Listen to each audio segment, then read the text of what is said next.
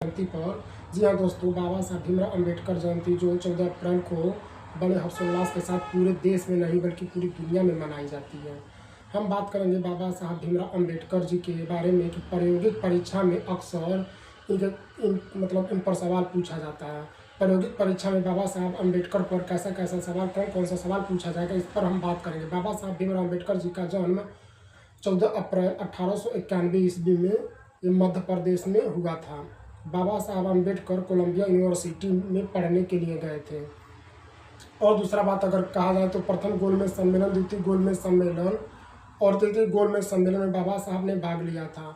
बाबा साहब अम्बेडकर को प्रारूप का समिति का अध्यक्ष बनाया गया था। साथ ही साथ हम बात करें संविधान सभा में अध्यक्ष के रूप में बाबा साहब को माना जाता है और कुछ लोग बाबा साहब को संविधान निर्माता भी कहते हैं। बाबा साहब ने शिक्षित रहो, संगठित रहो, संघर्ष करो का नारा दिया था। साथ ही साथ और हम बात करें कैसा क्वेश्चन पूछा था कि बाबा साहब के बारे में और भी ज़्यादा, उनकी पत्नी का नाम रमाबाई था और उन्होंने पहले हिंदू धर्म थे और 1956 में उन्होंने बौद्ध धर्म के अनुयायी बन गए, बौद्ध धर्म को स्वीकार किया था। बाबा साहब ने बौद्ध धर्म का प्रसार किया था।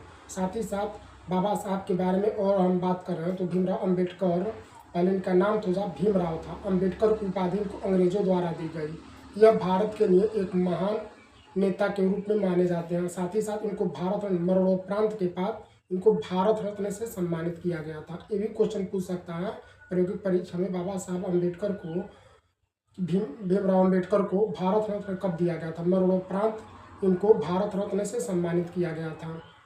इनकी पत्नी का नाम रमाबाई था। इनका जन्म मध्य प्रदेश में हुआ था 14 अप्रैल 1891 में। 1956 में इसका डेथ हुआ था नई दिल्ली में। नई दिल्ली में दिल का दौरा पड़ जाने के कारण, हार्ट अटैक आने के कारण 1956 में इनकी मृत्यु हुई थी।